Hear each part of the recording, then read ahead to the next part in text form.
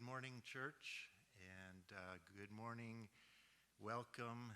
Good to have you here. Buenos días, familia de la iglesia. Buenos días, familia de la iglesia. Es bueno estar aquí con ustedes.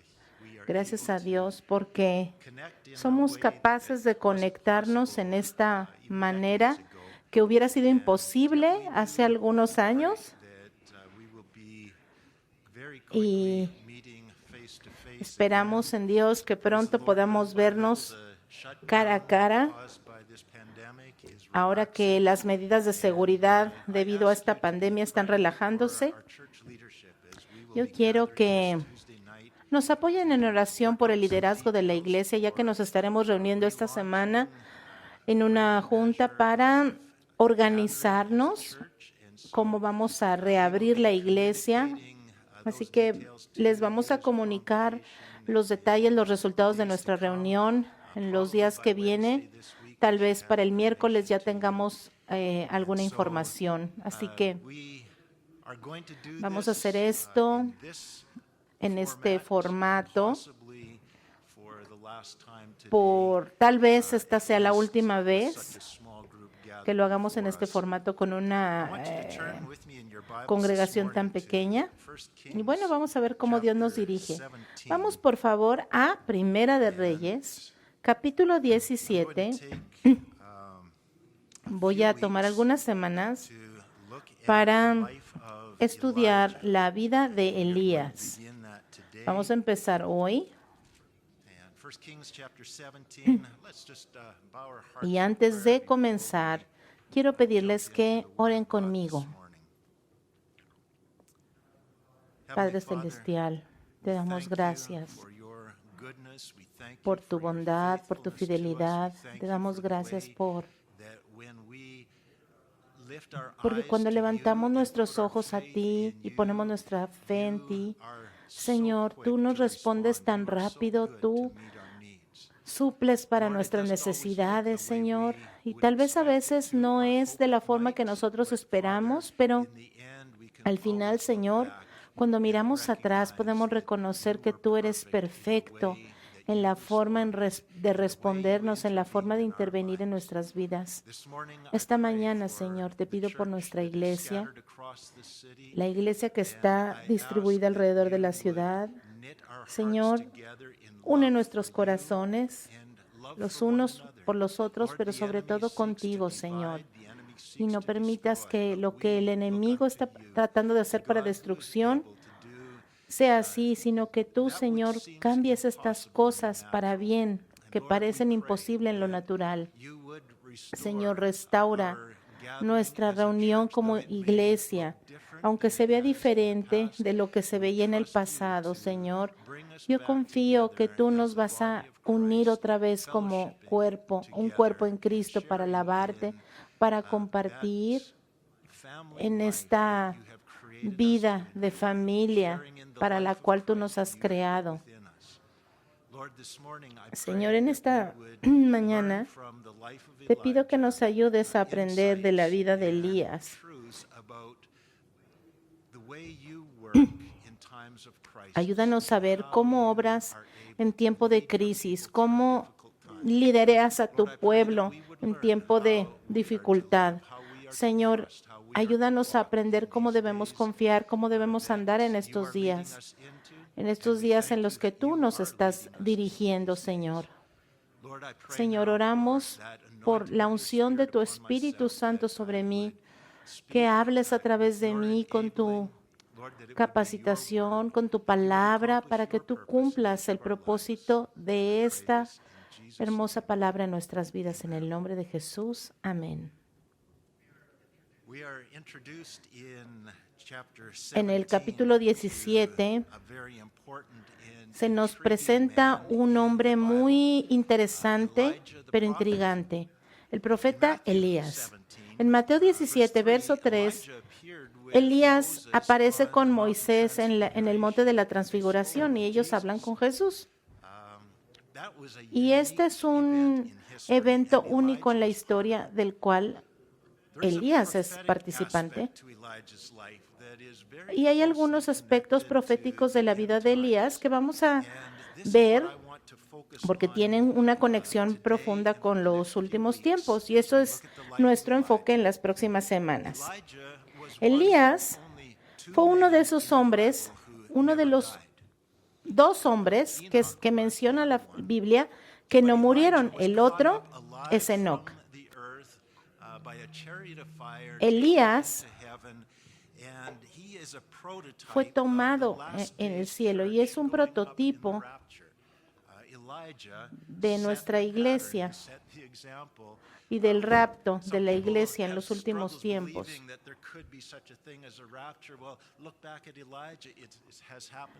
Fíjense que la Biblia nos da una probadita de lo que pasó con Elías en el pasado, es algo de lo que nos va a suceder a toda la iglesia hoy en día.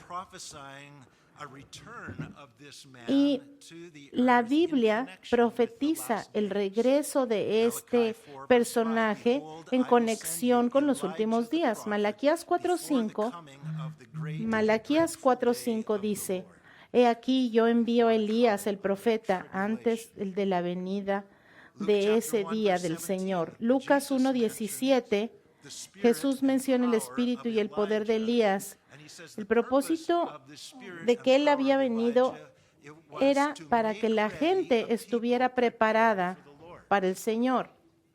Necesitamos estar listos para el Señor.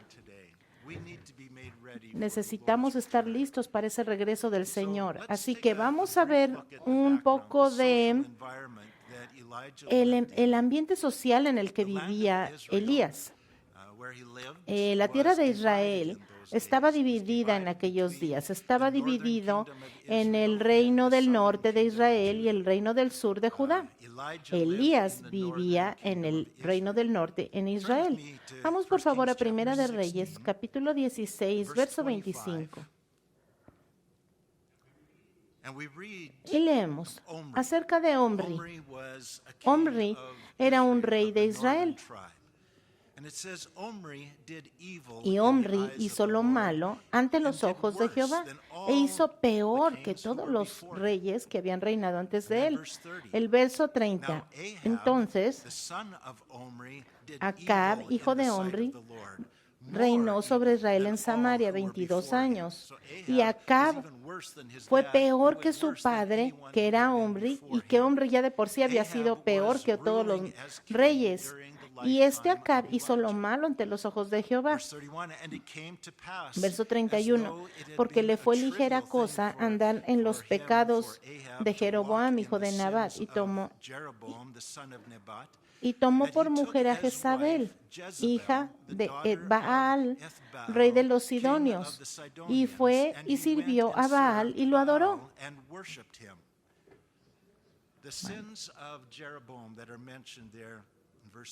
El verso 31 nos dice que Jeroboam fue el primer rey que reinó el reino del norte y empezó a liderar el pueblo de Israel en prácticas de idolatría y de adoración a otro Dios, pero era como una mezcla ecuménica entre falsos dioses y el verdadero Dios de Israel. Él estaba comprometiendo la verdad en una forma que a él le parecía correcta. Pero ahora, en los días de Israel, la cosa se ha deteriorado tanto y se ha comprometido tanto la fe, se ha vuelto tan liberal la fe verdadera, que ahora ya se ha convertido en un paganismo. Y eso precisamente es lo que estamos viendo en nuestros días, en estos momentos. Entonces, Israel en el norte está empezando a adorar también al dios Baal como su dios. Jezabel era la esposa de este rey, Acab, y era hija de este rey. Jezabel era la hija del rey donde se adoraba, donde era el centro de adoración de Baal. Y Jezabel quiso destruir a todos los profetas de Dios en un atentado radical para destruir la adoración al verdadero Dios e instalar a Baal como el único Dios dominante sobre la tierra de Israel. Entonces, el pueblo de Israel se dejó llevar por esta malvada mujer que está cambiando la religión de este pueblo. En el Nuevo Testamento, en el libro de Hebreos, nos da alguna luz acerca de este tiempo que va a regresar a la historia. Hebreos 11:35. Las mujeres recibieron sus muertos. La próxima semana vamos a ver esto en la historia de Elías, pero vamos a leerlo aquí. Las mujeres recibieron sus muertos mediante resurrección, mas otros fueron atormentados, no aceptando el rescate a fin de obtener mejor resurrección. Otros experimentaron vituperios, azotes, y además de esto prisiones y cárceles. Fueron apedreados, aserrados, puestos a prueba, muertos a filo de espada.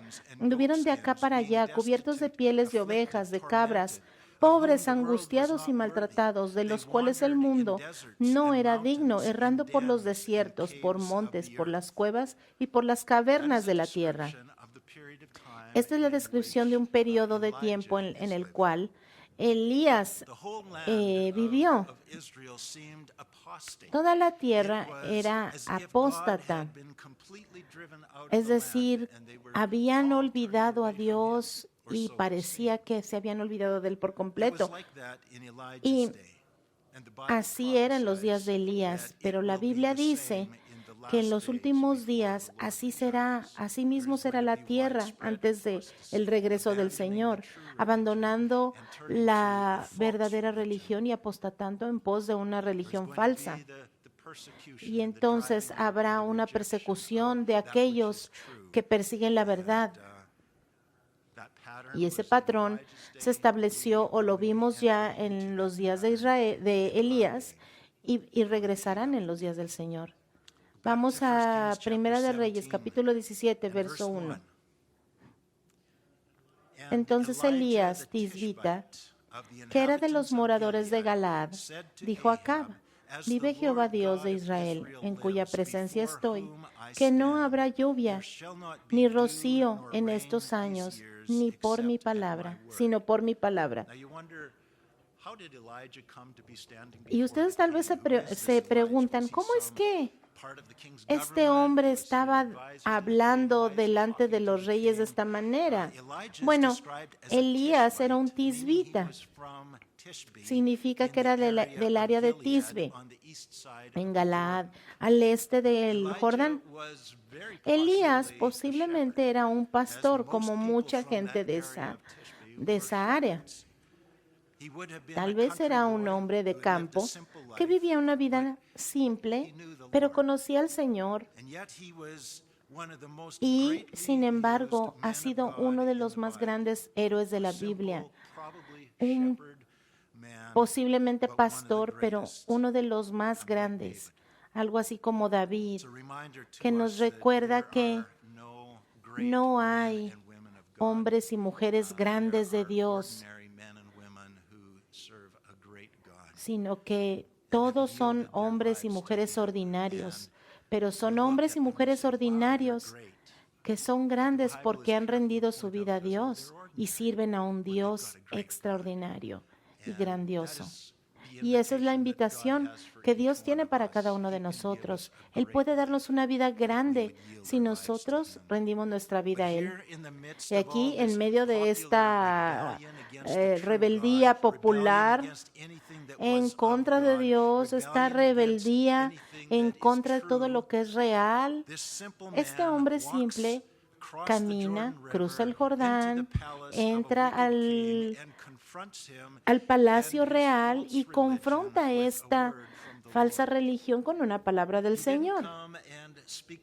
Este hombre no vino hablando con palabras políticamente correctas y decir algo que no vaya a ofender al rey, sino que gane su favor. No, él viene a declarar una palabra del Señor. ¿Y qué es lo que motivó a este hombre a llegar al palacio del rey? Vamos por favor al Nuevo Testamento, donde vamos a tomar una revelación acerca de esta palabra. Santiago, capítulo 5, verso 16. Un pasaje muy familiar. Dice: confiesen sus ofensas unos a otros, oren unos por otros para que sean sanados. La oración eficaz del justo puede mucho. Verso 17, Elías era un hombre sujeto a pasiones semejantes a las nuestras, o sea, era un hombre normal, en otras palabras, y oró fervientemente para que no lloviera, y no llovió sobre la tierra por 3 años y 6 meses. Ok, ahí en Santiago nos dice que Elías estuvo orando con fervor para que no lloviera y no llovió. ¿Y por qué estaba orando para que no lloviera? Tal vez la gente ora lo contrario. Señor, manda las lluvias, y sobre todo en esas tierras agrícolas. Señor, necesitamos la tierra para que nuestros pastos crezcan y los ganados puedan comer y puedan haber cosechas. Pero Elías oró lo contrario. Él dijo que no ore, que no llueva. Oró. ¿Pero por qué estaba orando para que no lloviera? Bueno, él estaba consciente de que el Señor estaba hablando del pacto que había hecho con Israel.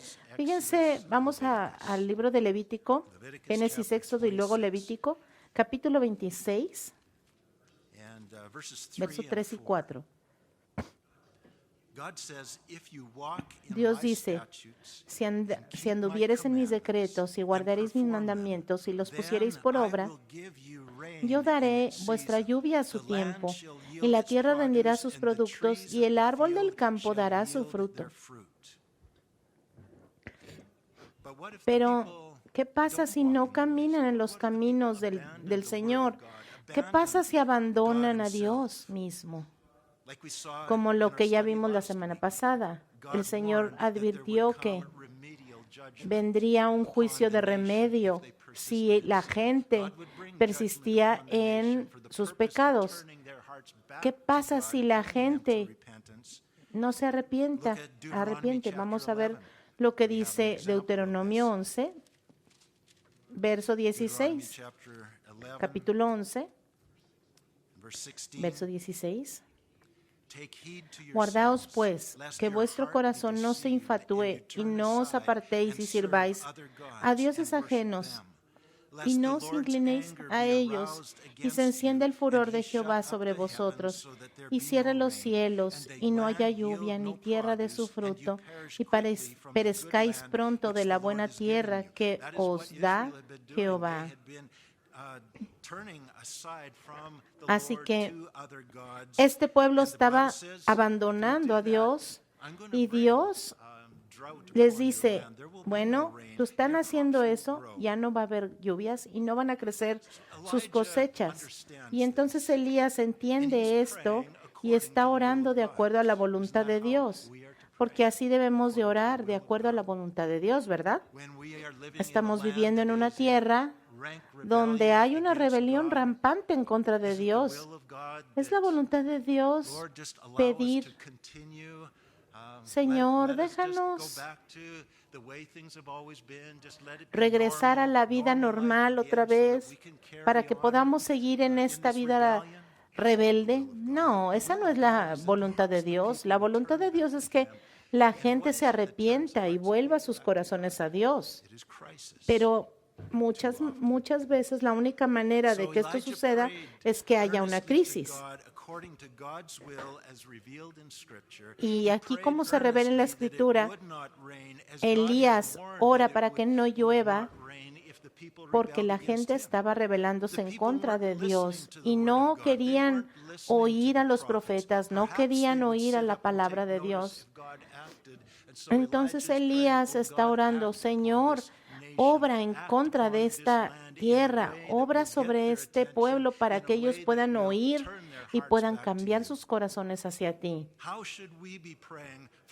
¿Cómo podemos orar por nuestra tierra hoy en día? Una tierra, un pueblo, una nación que se está rebelando en contra de Dios. ¿Creen ustedes que nuestra iglesia debería estar orando para que todo venga a la normalidad? Bueno, no sé. No creo que esa sea la voluntad de Dios, porque el Señor quiere que este pueblo se arrepienta. Y el Señor va a hacer lo que sea necesario para traer ese arrepentimiento. Y así como lo leímos en el libro de Santiago, Elías oró y él oró por algo que Dios había puesto en su corazón. Y el Señor pone en el corazón de la gente hoy en día que oren también, así como puso en el corazón de Elías ir a hablar con este rey. Así que cuando la lluvia paró, no hubo duda en el corazón del rey de saber quién había parado la lluvia, porque él ya había tenido esta advertencia para que no hubiera duda de que el Señor era la razón por la cual estaba sucediendo esto en el mundo. Y esa es la función de la profecía. Por esta razón, es importante para nosotros, hermanos y hermanas, que nosotros les comuniquemos al mundo que no es salvo alrededor de nosotros estos importantes elementos de la profecía bíblica, para que cuando estas cosas empiecen a suceder, ellos sepan que Dios mandó esto, que Dios está en control, que Dios hace las cosas como dijo que las haría. Y Elías dijo a Acab, como el Dios de Israel, como ha dicho el Dios de Israel, en cuya presencia estoy, que no habrá lluvia ni rocío en estos días, sino por mi palabra.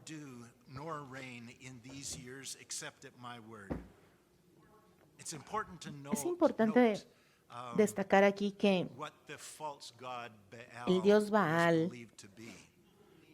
¿quién era este Dios Baal?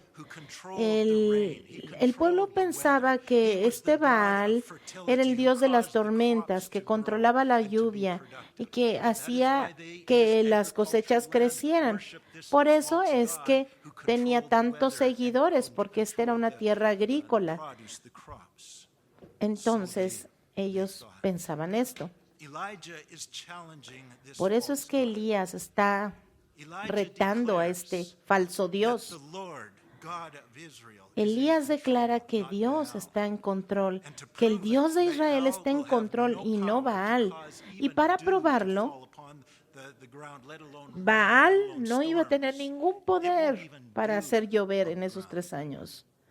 Ya no iba a haber ni lluvia ni rocío por los próximos 3 años. Ahora, ¿cuáles son los falsos dioses aquí en Canadá? ¿Cuáles son los falsos dioses en contra de los cuales deberíamos estar orando? ¿Cuáles son los dioses en contra de los cuales nosotros deberíamos estar orando para que Dios los eclipse? Para que la gente deje de adorar estos dioses. Deberíamos estar orando para que la riqueza de nuestro país colapsara, para que la gente empezara a clamar al Señor, para que la gente no pusiera su seguridad en sus bonos, en sus inversiones, en sus ingresos. Primera de Reyes, capítulo 17, verso 2. Y suelta la bomba Elías. En el verso 2. Y entonces vino a él palabra de Jehová diciendo: apártate de aquí y vuélvete al oriente y escóndete en el arroyo de Querit, que está frente al Jordán. Y aquí en esta traducción empieza diciendo, y entonces, bueno, después de que él confrontó al rey, después de que habló con este rey, bueno, ¿qué sigue? ¿Qué es lo que va a suceder? Es como si le estás platicando a un amigo, bueno, voy a ir con el rey, le voy a decir esto, y tu amigo te contesta, wow, ¿y ahora qué vas a hacer? Bueno, entonces cuando le declara la palabra a Dios, el Señor le da instrucciones de qué va a suceder. El Señor tenía un plan, pero no le revela a Elías todo lo que va a suceder, sino que poco a poco le va diciendo, obedece el primer paso y entonces recibe las instrucciones para el segundo paso. Y entonces recibe la instrucción para lo que sigue. Y ahora, él recibe la siguiente instrucción. Lo puede poner en la cárcel tal vez, o puede cambiar el curso de su vida. Él no sabe qué va a suceder, pero él está confiando en el Señor. El Señor da dirección cuando lo necesitamos. Muy a menudo nos gusta a nosotros ver el plan completo, pero el Señor lo tiene, pero nosotros no lo vamos a ver. Nosotros tenemos que confiar y momento a momento el Señor nos va a dar las instrucciones, así como a Elías. Muy raramente el Señor nos revela los demás pasos del plan hasta que nosotros obedecemos el primer paso. ¿Acaso en tu vida hay algo que te está inquietando porque no sabes la dirección de tu vida? Bueno, el Señor te va a dar las instrucciones cuando sea el tiempo correcto.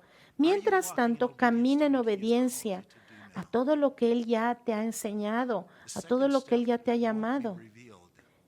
Y después, cuando tú te pares en obediencia delante del Señor, el Señor va a irte revelando qué más vas a hacer en tu vida. Y es lo mismo que sucede aquí con Elías. Aquí Elías recibe el segundo paso. Primero el Señor le dice, ve al rey, preséntate a él y dile estas instrucciones. La segunda instrucción es, corre y escóndete.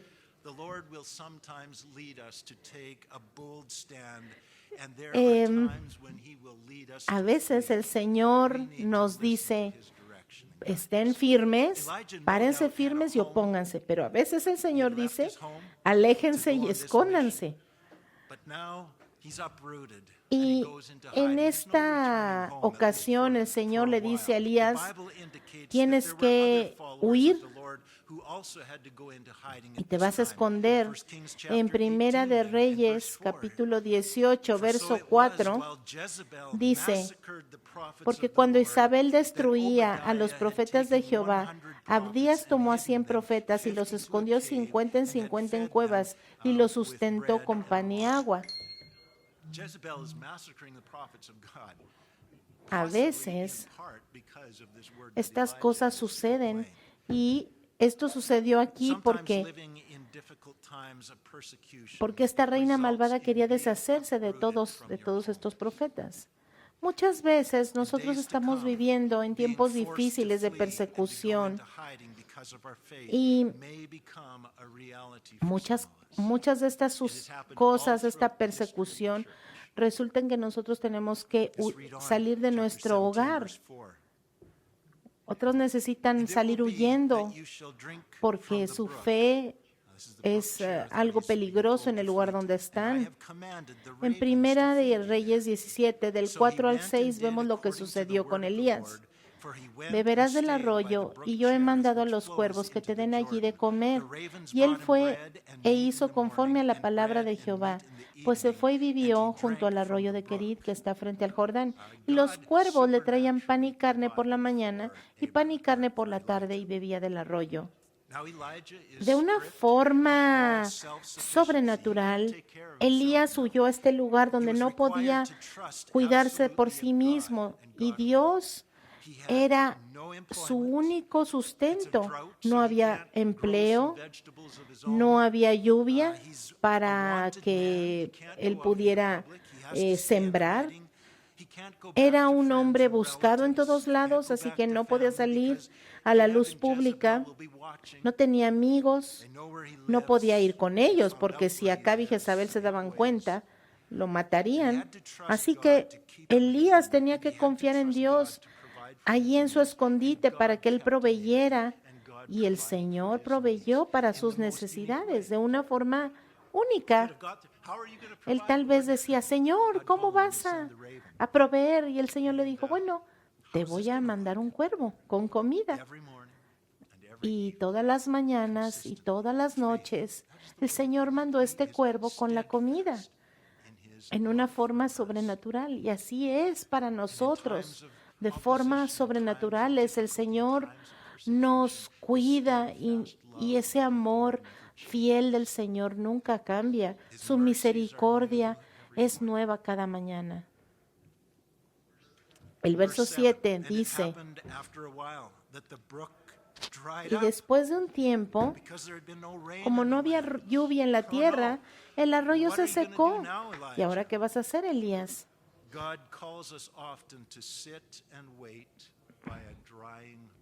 Y el Señor a veces nos llama a estar allí sentados y esperando junto a este arroyo seco.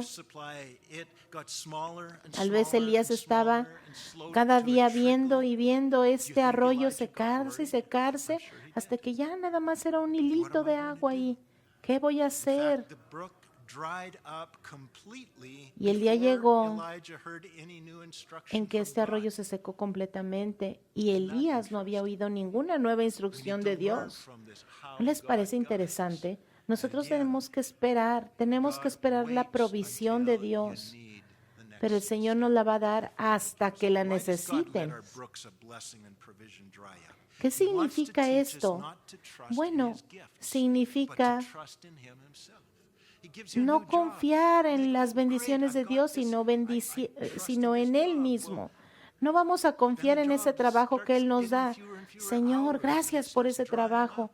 Pero luego cada vez nos dan menos y menos horas, empezamos a perder el trabajo y no sabemos qué vamos a hacer. Bueno, pero el Señor va a proveer. Y si es necesario, el Señor te va a mandar cuervos también para alimentarte. Verso 8. Vino luego, después que se secó el arroyito, entonces vino a él palabra de Jehová, diciendo, si el Señor te despierta por la noche o te mantiene allí en la noche esperando y por instrucciones, ¿cuál va a ser el siguiente paso en nuestra vida? Lo que pasa es que Dios está cultivando la fe en ti, esa fe, pero solo en el Señor. Así que no entres en pánico. El Señor va a tener misericordia de ti a la mañana siguiente también. Verso 9. Levántate, vete a Sarepta de Sidón y mora allí. He aquí, yo he dado orden allí a una mujer viuda que te sustente. Cuando lo leemos y decimos, bueno, vamos allí a Sarepta en Sidón, donde quiera que esto sea. Tal vez Elías sí sabía dónde era. ¿Y qué creen? Ese lugar era el hogar de Jezabel. Y Dios le dice a Elías que vaya a la tierra de aquel que había retado su autoridad en el nombre del Señor. Ese lugar que era el centro de la fortaleza de Jezabel. Era territorio malvado.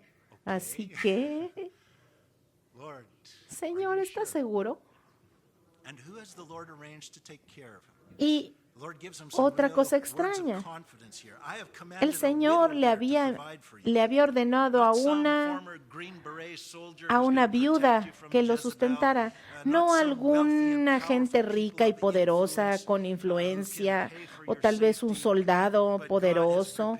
No, el Señor tenía a una pobre viuda para que cuidara a Elías en el patio trasero de Satanás.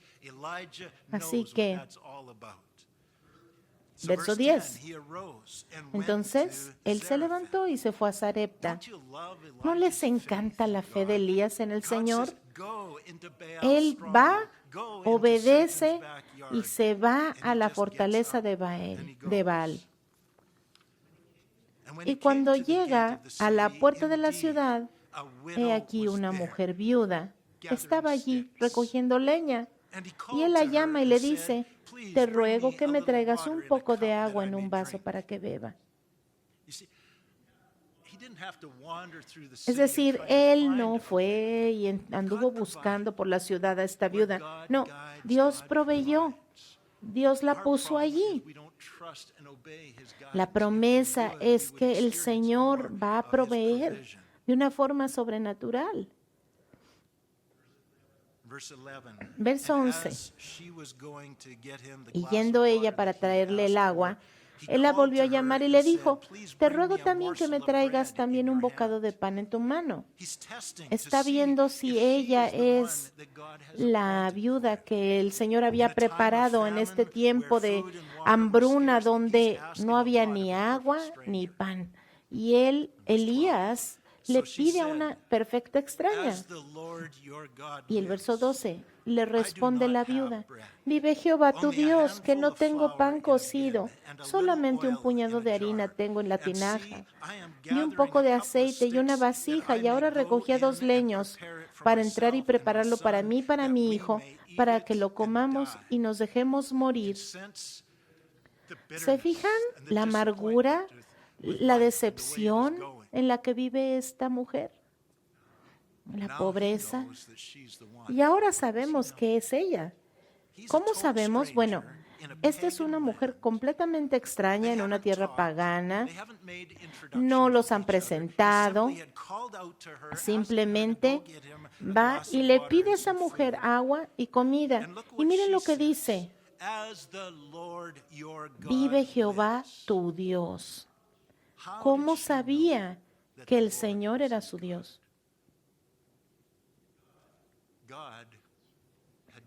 Porque Dios le había revelado algo a esta mujer. Las circunstancias eran peores de las que Elías había imaginado. Esta mujer estaba tan pobre que estaba a punto de morir de hambre. ¿Cómo es que iba a proveer para Elías? Señor, ¿cómo crees que me va a proveer esta mujer? Está muy pobre. Está a punto de morir porque no tiene ni qué comer.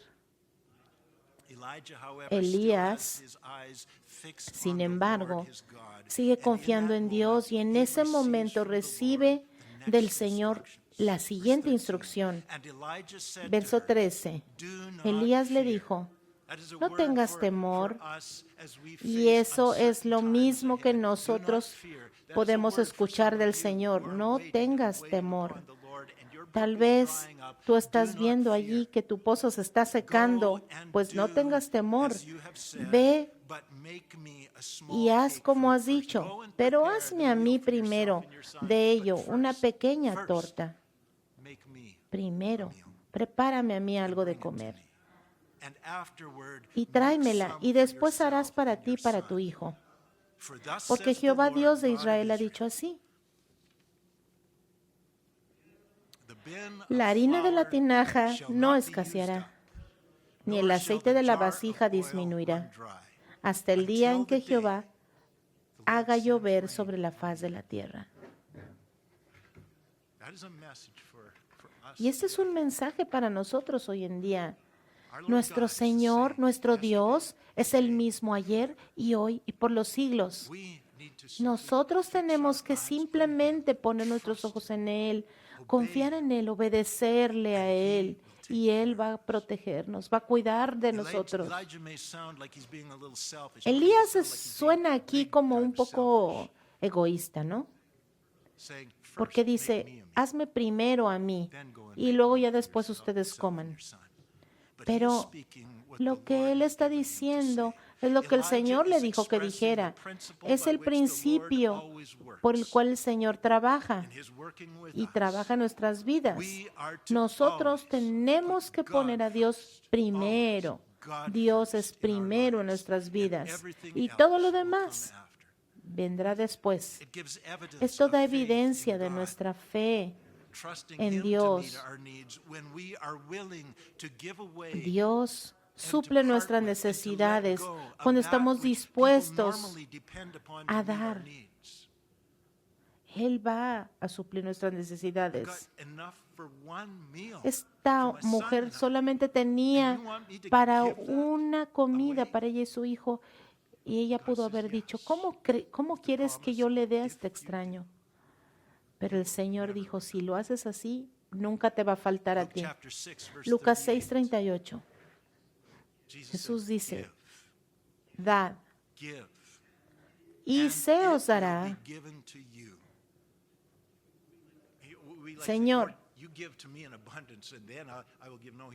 Señor, bueno, primero dame a mí en abundancia y luego ya yo doy. No, Señor no dice eso. Señor dice, da y se te dará medida buena, apretada, remecida y rebosando. Dará en vuestro regazo, porque con la misma medida con que midas, te volverán a medir. Algunos de ustedes están sufriendo porque son tacaños. Ustedes están sufriendo y sienten que no tienen porque ustedes están esperando que Dios los bendiga abundantemente para ustedes poder dar. Y así no funciona. Ustedes usen lo que ya tienen para dar a los demás. Y así es como van a recibir. Y siempre empieza cuando el Señor es primero en nuestras vidas. Mateo 6, 31, 33 dice, por tanto les digo, no se preocupen diciendo qué comeremos o qué beberemos o qué vestiremos, porque los gentiles buscan todas estas cosas, pero vuestro Padre Celestial sabe que tenéis necesidad de todas estas cosas. Mas buscad primeramente el reino de Dios y su justicia, y todas estas cosas les serán añadidas. En los últimos días, la Biblia nos dice que va a haber tiempos de pobreza, tiempos de hambruna y gran dificultad, cuando mucha gente va a tener muy poco, pero no podemos dejar que esto sea una excusa para no dar generosamente en obediencia al Señor. Esta mujer creyó que ella pronto iba a morir de hambre, pero el Señor le habla a través de Elías y le dice que ella debe de compartir esta última comida. Y entonces el Señor le promete que nunca le va a faltar que comer. Ella no podía ver de dónde iba a venir esta provisión. ¿Cómo es que Dios le iba a dar de comer a ella? Pero Dios no depende de lo que nosotros podemos o no podemos ver, o de lo que podemos entender con nuestras cabezas. El Señor puede mandar cuervos a alimentarnos. El Señor puede aumentar y multiplicar lo que tú tienes en tu casa. Vean lo que hizo el Señor Jesús con ese pan y esos peces. Así el Señor puede multiplicar lo que está en nuestra casa. Así es nuestras promesas con el Señor. Verso 15. Así que ella se fue e hizo conforme a las palabras de Elías. Y comió él y ella y su casa por muchos días. De hecho, casi por 3 años, de acuerdo a lo que dice el Nuevo Testamento. Y la harina de la tinaja no escaseó Así que imagínense, por todos esos años, ella estuvo alimentando su familia y a Elías y a ella misma y nunca iba de compras. Todos esos días la gente no le traía comida. Todos esos días el Señor le daba comida. El Señor hacía que se multiplicara la comida. Todo lo que necesitaba, Dios se lo suplió sobrenaturalmente. Había sequía, no había recursos, y eso no importaba para Dios. Era la gracia de Dios moviéndose sobre el corazón de esta mujer, causando que ella confiara en Dios. Ella era pagana, era una persona que no era creyente todavía. Ella se convirtió al Señor, pero después. Y sin embargo, ella tuvo fe en la palabra de Dios. Así que ojalá que nosotros podamos proclamar la palabra de Dios a otros de esta manera. La hospitalidad no es algo barato.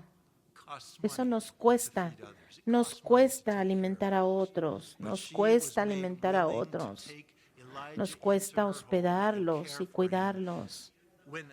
Y esta mujer no tenía nada que dar y sin embargo, algo la motivó a obrar en fe y a abrir su casa para este hombre y hacer algo imposible. El Señor proveyó para Elías y el Señor proveyó para esta mujer pagana y su casa. Y fíjense cómo el Señor lo protegió. Y tal vez en lo natural nos pareciera como si esto les iba a costar la vida, pero no fue así. El Señor proveyó y esta es la forma en la que nosotros debemos de vivir en los últimos tiempos. Que el espíritu y el poder de Elías sea algo que nos enseñe a estar preparados para la venida del Señor, a ser un pueblo preparado para el Señor. Lucas 9:24, porque cualquiera que quiera salvar su vida, la perderá, pero cualquiera que pierda su vida por mi causa, la salvará.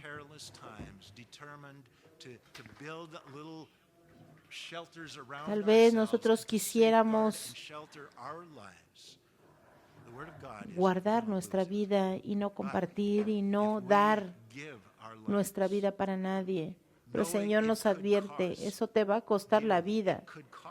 Pero tal vez cuando nosotros damos, tal vez hasta el punto de que nos cueste la vida, eso es lo que nos va a salvar para siempre. Y vamos a encontrar ese gozo de descubrir la provisión gloriosa de Dios, ese cuidado fiel de Dios sobre nosotros.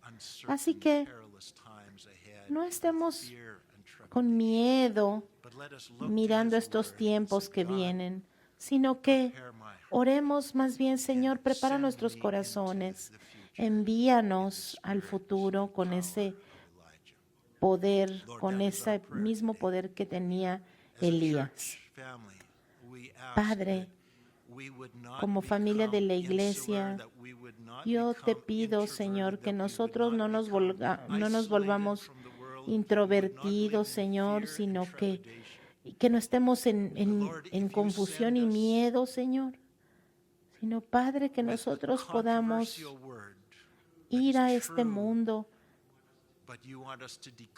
para declarar tu palabra, que nosotros estemos dispuestos a ir a un mundo reinado por Satanás, así como Elías estuvo delante de este rey y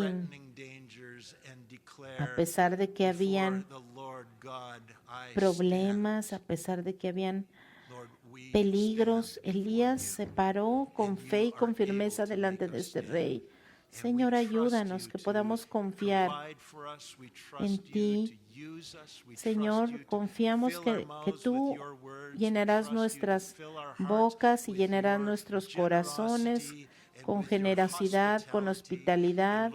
Y Señor, te pedimos que nosotros podamos ser un pueblo que podamos desafiar el miedo y los dioses falsos de este mundo y podamos declarar valientemente que solamente hay un Dios verdadero y podamos hablar tu verdad con confianza a este mundo.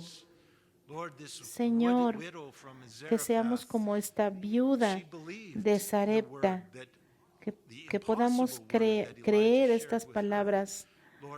Señor, que nosotros no nos dé pena hablar esas palabras porque pensamos que es muy imposible que ellos puedan creer. Señor, llénanos de esta clase de fe. En el nombre de Jesús te lo pedimos. Amén.